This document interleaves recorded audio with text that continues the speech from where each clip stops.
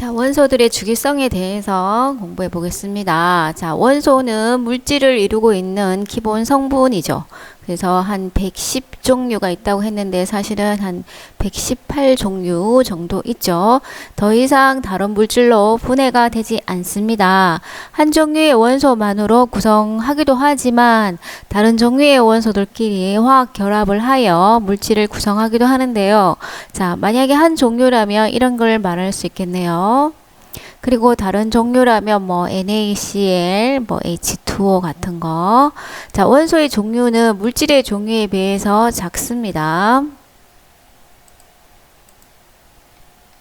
자, 주기율표의 발견인데요. 자, 주기율표는 데베라이너, 멘델리에프, 모즐리 이 세 과학자가 순서대로 발견을 했는데요. 최초의 주기율표를 발견한 사람은 데베라이너입니다.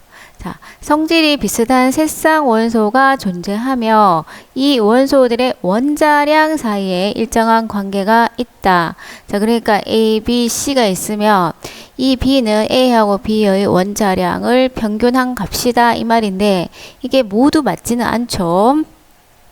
자, 좀 더 개선된 게 멘델리에프 건데요. 당시에 알려진 63종의 원소들을 마찬가지 얘도 원자량 순서대로 배열하면 성질이 비슷한 원소가 주기적으로 나타나는 것을 발견하여 주기율표를 만들었는데요. 몇몇이 주기성을 벗어나는 문제가 발생했죠. 자, 얘거 모즐리 이게 중요하죠. 원소들의 주기적인 성질이 원자량이 아니라 원자를 이루는 양성자수. 자, 양성자수는 원자 번호하고 같습니다. 그래서 양성자 순서대로 우리가 원소를 배치를 했죠. 지금 사용하고 있는 우리가 주기율표는 모즐리 겁니다. 자, 주기율이란 말은 성질이 비슷한 원소가 주기적으로 나타나는 현상을 말하고요. 자, 주기율표는 성질이 비슷한 원소가 주기적으로 나타나는 원소들을 배열한 표입니다. 자, 그래서 우리 사실은 많이 봤죠, 주기율표에 대해서. 자, 현대의 주기율표는 원소들을 원자 번호 순서대로 나열을 했습니다. 화학적 성질이 비슷한 원소는 같은 세로줄에 오도록 배열을 했는데요. 자, 화학적 성질이라는 것은 뭐 전자를 잃는 개수라든가 뭐 결합하는 어떤 원소와 결합할 때 비율이라든가 그런 게 이제 화학적 성질인데 그런 게 비슷하다는 겁니다. 자, 족은 주기율표의 세로줄로 1쪽에서 18쪽까지 있고요. 주기는 가로줄로 1주기에서 7주기까지 있습니다. 자, 일반적으로 주기율표의 왼쪽 부분과 가운데 부분은 주로 반드시가 아닙니다. 주로 금속 원소가 위치하고 주기율표의 오른쪽 부분에는 주로라는 얘기는 예외도 있다 이 말입니다. 비금속 원소가 위치합니다. 자, 주기율표 한번 볼게요. 자, 족이 있죠. 족 영어로 이제 패밀리인데요. 이렇게 봅니다. 이렇게 3 해서 총 18족까지 있죠. 그리고 얘는 아니고요. 그 다음에 주기는 이렇게 가로로 쭉 해서 7 주기까지 있어요. 그러면 여기 보면 란타눔족이 있죠. 요것을 여기 자세히 했고요. 악티뮴족 있죠. 여기서 얘들을 이렇게 자세히 이렇게 적어 놨네요. 자, 여기서 한번 보면 우리가 20번까지 중요하죠. 자, 20번까지 한번 볼까요? 여기까지. 자, 수해, 리베, 비키니, 오파네, 나마, 알지, 펩시, 콜라, 콸콸 이렇게 외워도 되고요. 본인이 편한 대로 외우면 되는데 자, 1족, 2족 중요하고요. 자, 13족, 14, 15, 자, 15, 16. 자, 세로줄 17족 같은 경우는 플로린, 그 다음 염소, 브로민, 아이오딘 등이 있죠. 그 다음에 18쪽은 헬륨, 네온, 아르곤, 크립톤, 제논, 라돈 등이 있는데요. 한 이 정도만 외워주면 됩니다. 근데 이제 17쪽은 FCl, BR, I까지 외워줍니다. 자, 여기서 잘 보면요.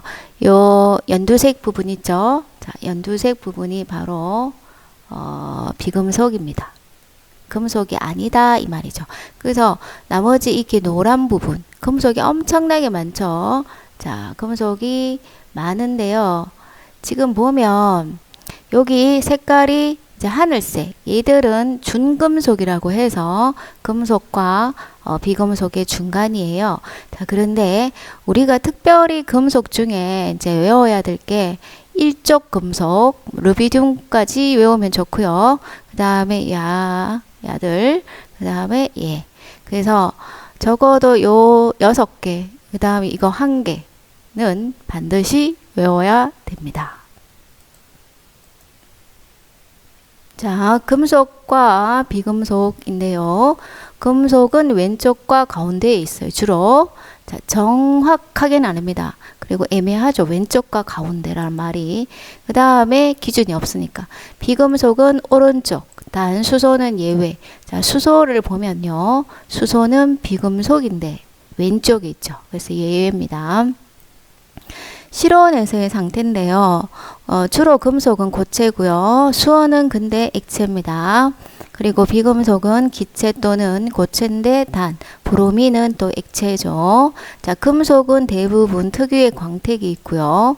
열과 전기가 잘 통하고 외부에 힘을 가하면 부서지지 않고 길게 늘어나거나, 자, 이를 길게 늘어나는 걸 뽑힘성이라고 합니다. 연성이라고 하고요. 얇게 퍼진다, 펴진다. 얘를 전성이라고 하고 퍼짐성이라고도 합니다. 자, 비금속은 금속과 달리 광택이 없고요. 열과 전기가 잘 통하지 않는데 예외가 있어요. 흑연 같은 경우는 비금속인데도 전류가 통합니다. 자, 이온의 형성인데요. 금속은 양이온이 되기 쉽고요.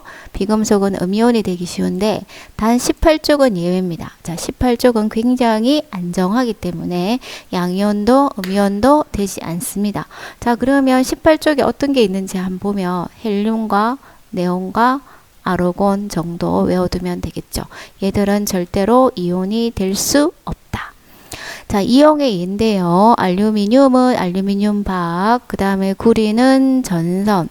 자, 이게 이제 얇게 퍼짐성이 있으니까 이게 전성을 이용한 성질이고요. 얘 같은 경우는 연성을 이용한 성질입니다. 자, 철 같은 경우 각종 자재, 질소는 식품 포장용 충전 기체이고요. 산소는 생명체 호흡에 필요하고 이는 성냥에 사용됩니다. 자, 이상 설명을 마치겠습니다.